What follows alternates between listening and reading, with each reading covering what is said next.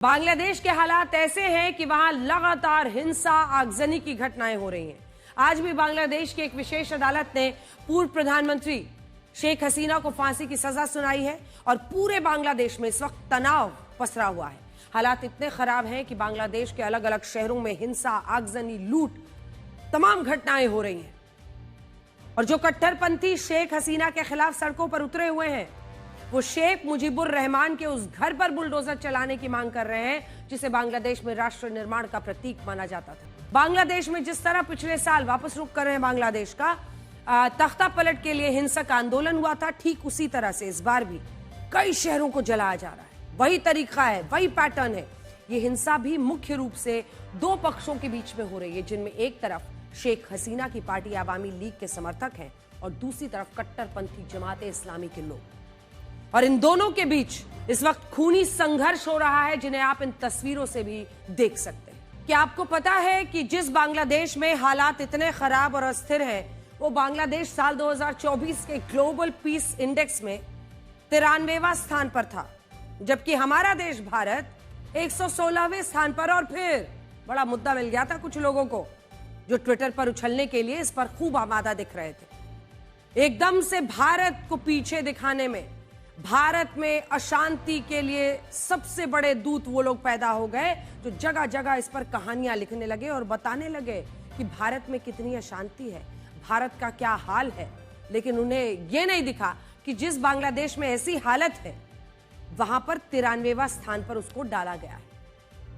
आप खुद तय कीजिए कि किस देश में ज्यादा शांति है, स्थिरता है, और यह भी समझिए कि इस तरह के जो इंडेक्स होते हैं वो वास्तविक हकीकत से कितने दूर रहते हैं। ये तो बस मंत्र बन जाते हैं, हथियार उन लोगों के लिए जो भारत को पीछे खींचने में, पीछे ले जाने में, नीचे खींचने में कोई भी मौका नहीं छोड़ना चाहते। सोचिए, हमारे देश में बार बार श्रीलंका, बांग्लादेश, नेपाल के जेनजी आंदोलन को लेकर चर्चा की जाती है और इन आंदोलनों को लोकतंत्र और संविधान बचाने की लड़ाई कहा जाता है। लेकिन सच्चाई क्या है वो आप बांग्लादेश के उदाहरण से खुद समझ सकते हैं। बांग्लादेश में पिछले साल जब जेनजी छात्रों का हिंसक आंदोलन हुआ, तब यह कहा गया था कि ये तमाम छात्र नौकरियों में आरक्षण और सरकार के भ्रष्टाचार के खिलाफ सड़कों पर आंदोलन कर रहे हैं। लेकिन सोचिए, क्या सच में यही था? अगर वाकई में ऐसा होता तो बांग्लादेश में तख्ता पलट के साथ नए सुधारों को भी तो लागू किया जाता। लेकिन पिछले एक साल में ऐसा कुछ नहीं हुआ और इसकी जगह बांग्लादेश में सिर्फ और सिर्फ ऐसे फैसले लिए गए जिससे कट्टरपंथियों को आजादी मिली और शेख हसीना के राजनीतिक अस्तित्व को मिटाने का पूरा प्रयास हुआ। आज भी बांग्लादेश की एक विशेष अदालत ने शेख हसीना और पूर्व गृह मंत्री को फांसी की सजा सुनाई है और इस अदालत का नाम है इंटरनेशनल क्राइम्स ट्राइब्यूनल। ये वही अदालत है जिसका गठन खुद शेख हसीना ने प्रधानमंत्री रहते हुए किया था और ये अदालत उन दोषियों को सजा देने के लिए बनाई गई थी जो 1971 के युद्ध अपराधों में शामिल थे। लेकिन आज इसी अदालत ने शेख हसीना को फांसी की सजा सुनाई है और बांग्लादेश में मोहम्मद यूनुस की सरकार ने भारत की सरकार से कहा है कि वो तत्काल रूप से शेख हसीना को उन्हें सौंप दे और उनकी अदालत के फैसले का सम्मान करे। शेख हसीना को कुल 3 आरोपों में दोषी माना गया है। इनमें पहला आरोप यह है कि पिछले साल जेनजी छात्रों का जो हिंसक आंदोलन हुआ, उस दौरान प्रदर्शनकारियों की हत्या का आदेश शेख हसीना ने दिया था। यह भी आरोप है कि उन्होंने भड़काऊ भाषण देकर इस हिंसा को उकसाया था और तीसरा आरोप यह है कि उन्होंने न्याय में बाधा डालने की कोशिश की और हिंसा के दौरान सबूत मिटाने के भी प्रयास किए। बड़ी बात यह है कि जब शेख हसीना को फांसी की सजा सुनाई जा रही थी, तब वहां तालियां बज रही थी और लगभग सभी लोग इस फैसले का जश्न मना रहे थे। देखिए, ये तालियां कुछ कह रही हैं।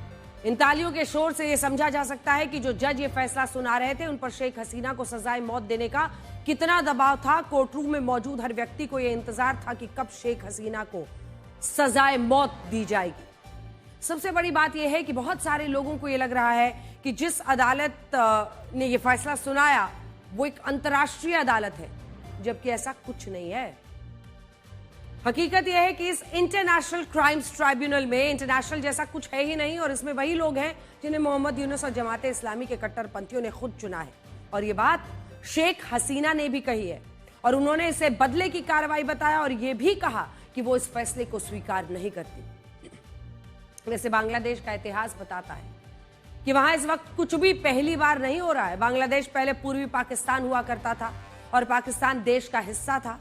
उस वक्त बांग्लादेश बनाने को लेकर 2 धड़े हुआ करते थे, जिनमें एक तरफ रजाकारों का समूह था जो पाकिस्तान के साथ खड़ा था और दूसरी तरफ शेख हसीना के पिता शेख मुजीबुर रहमान थे, जो अलग अलग देश की मांग कर रहे थे।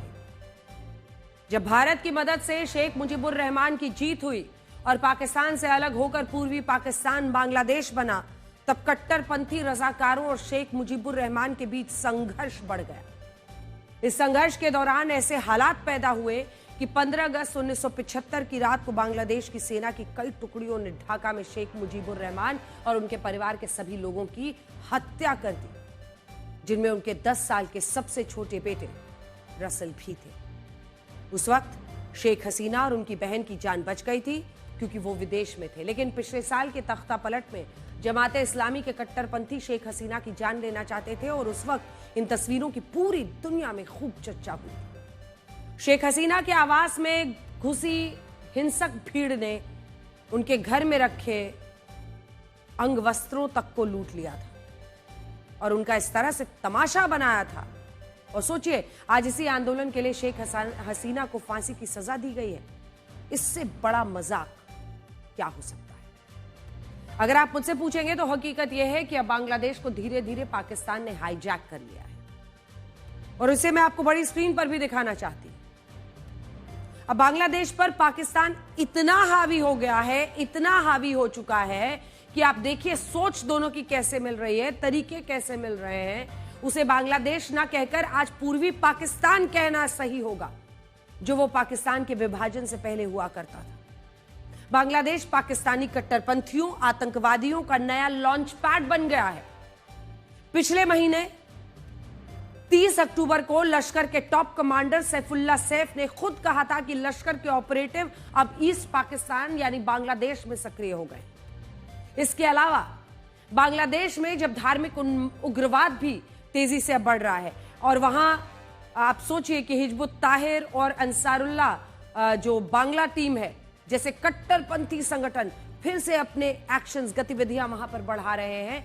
सबसे बड़ी बात यह है कि बांग्लादेश में तख्ता पलट आम लोगों और युवाओं की भलाई के नाम पर हुआ था, लेकिन सच्चाई यह है कि आज बांग्लादेश की हालत एक कंगाल देश जैसी होती चली जा रही है।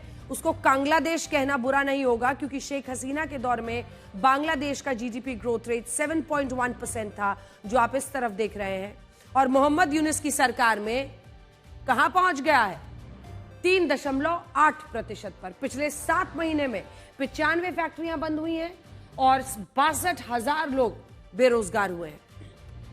आज कट्टरपंथ और अस्थिरता बढ़ने से सभी जो बड़ी बड़ी कंपनियां हैं वो बांग्लादेश को छोड़कर जा रही हैं और 7 महीना जैसे हमने आपको कहा मार्च 2025 से 95 बड़ी फैक्ट्रियां बंद हो गई हैं, 62,000 लोग बेरोजगार हो गए हैं। शेख हसीना के वक्त बांग्लादेश में गरीबी दर कितना था? 18.7। आज देखिए ये गरीबी दर क्या हालत हो गई है, 27.9% गरीबी दर। और इसीलिए हम कह रहे हैं कि बांग्लादेश को इस हालत में पहुंचा दिया है कि वो एक कंगाल देश लग रहा है। और बांग्लादेश में साल 2013 के बाद पहली बार ऐसा हुआ है जब वहां महंगाई दर 10% से ज्यादा है। और इन आंकड़ों से आप समझ सकते हैं कि पाकिस्तान ने अब बांग्लादेश की हालत भी अपने जैसी कर दी है।